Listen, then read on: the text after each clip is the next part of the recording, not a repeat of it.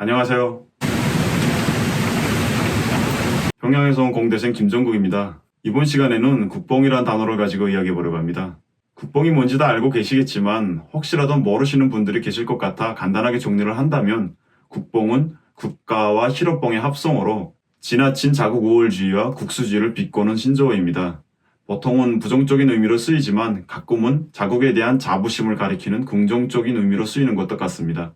국가에 대한 자부심을 가지는 것은 한 나라의 국민으로 살아가는 데 있어서 반드시 필요한 덕목이라고 생각하지만 과유불급이라고 그것이 지나치게 되면 이성적인 사고를 마비시키는 결과를 가져온다고 생각합니다. 개인을 놓고 봐도 스스로 비하하고 폄하해서도 안 되겠지만 지나친 자화자찬에 빠지는 것은 개인의 발전을 위해서도 안 좋은 것이 아니겠습니까?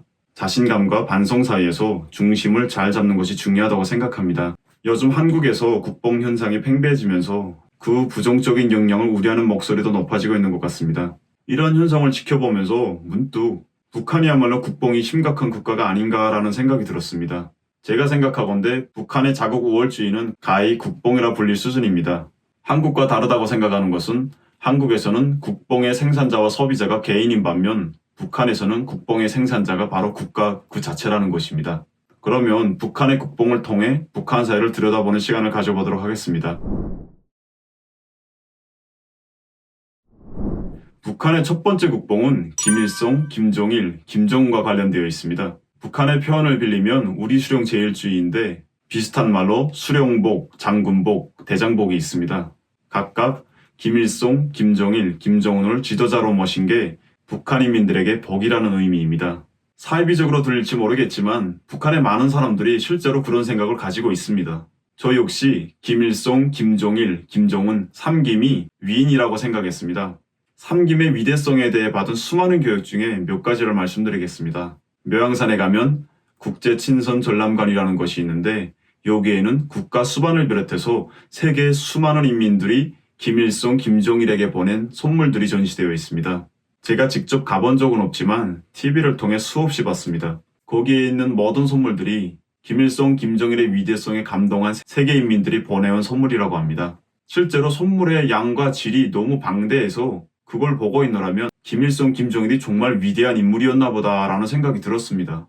또 다른 예로 김일성이 1994년 카터 미국 전 대통령을 만났을 때, 그리고 김정일이 2000년 김대중 전 대통령을 만났을 때, 2007년 노무현 전 대통령을 만났을 때 제가 들었던 이야기는 이렇게 적국의 대통령들까지도 김일성과 김정일의 위인상에 감동을 해서 스스로 찾아왔다는 것입니다. 2018년에는 제가 한국에 있었지만 분명 2018년 남북 정상회담 때에도 북한에서는 문재인 대통령이 김정은의 위인적 풍모에 매료가 되어 평양에 찾아갔다고 그렇게 선전을 했을 겁니다. 국가 간의 최고급 회담이 개최되면 적국의 대통령이 삼김이 위대해서 머리를 숙이고 찾아왔다고 말하고 최고위급 회담이 결렬되면 적국을 쥐락펴락하는 삼김의 배짱과 담력이라고 가르칩니다.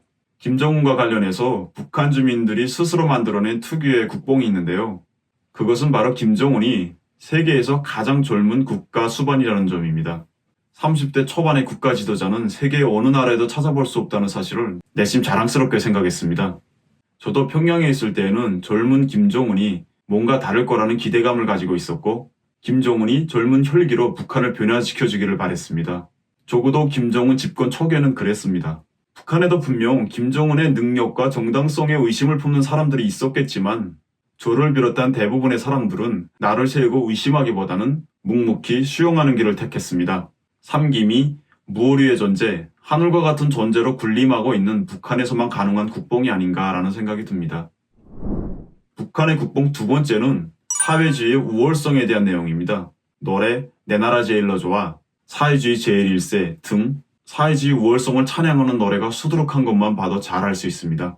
사회주의 사회는 모두가 평등하고 다 같이 잘 사는 사회, 사회 역사 발전에서 자본주의 다음 단계라고 배웠습니다. 인류의 역사는 언젠가 사회주의 단계로 갈 수밖에 없다는 거죠. 또한 무료교육, 무상치료 등 이런 사회적 시책들은 사회주의인 북한에서만 가능한 시책들이라고 배웠습니다. 실제로 저는 평양에 살 때 한국의 초, 중, 고등학교들에서는 다 돈을 내고 공부하는 줄 알았습니다.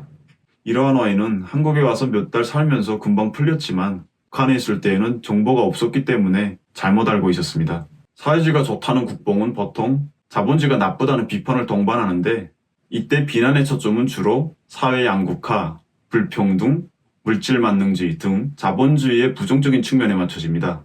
저도 평양에 살 때 몰래 한국 드라마를 봤는데요. 그걸 보면서도 한국이 비록 경제는 발전했겠지만 대부분의 국부를 국소수의 자본가들이 가지고 있고 일반 평민들은 정말 가난하게 살 거라고 생각했었습니다.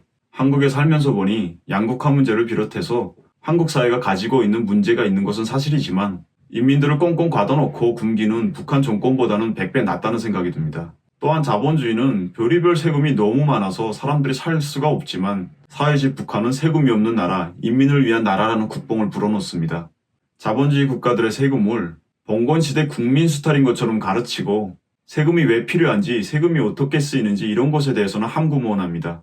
북한 주민들도 한국에 대해 제대로 알게 되면 세금을 내지 않고 굶주리는 국가가 아니라 세금을 내고 잘 사는 국가를 원할 거라고 생각합니다.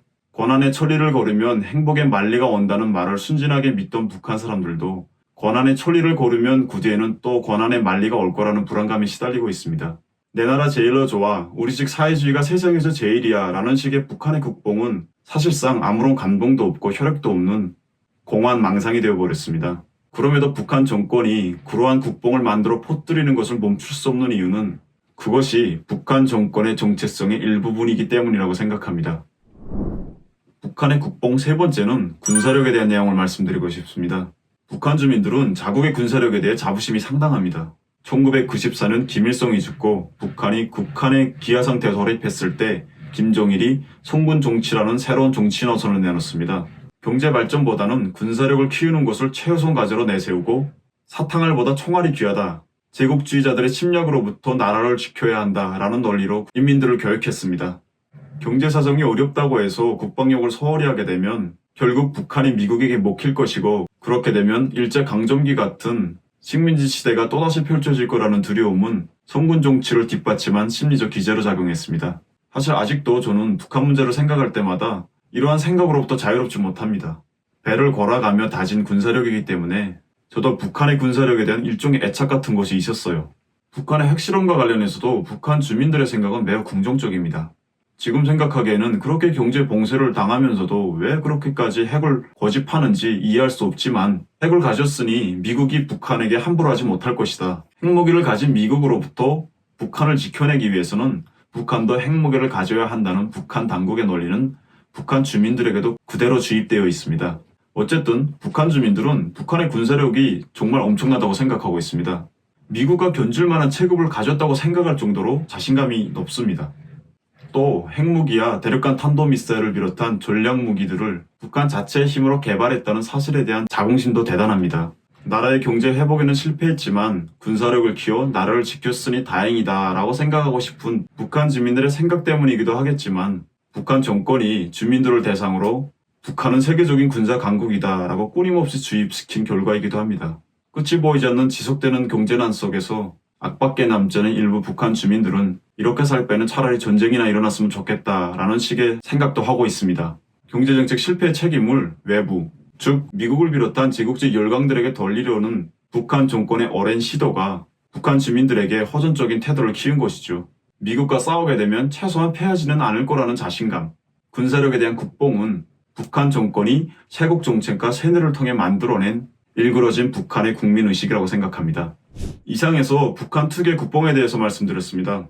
마무리하기 전에 강조드리고 싶은 점은 앞에서 말씀드린 내용이 20년 넘게 평양에서 북한 정권에서 하는 얘기만 들으면서 살았던 제 개인의 경험에 기초한 생각이라는 것입니다. 지방에 따라서도 다르고 집안 환경이나 또 경제 형편 여러 가지에 따라 생각이 다소 차이 날 수 있다고 생각합니다.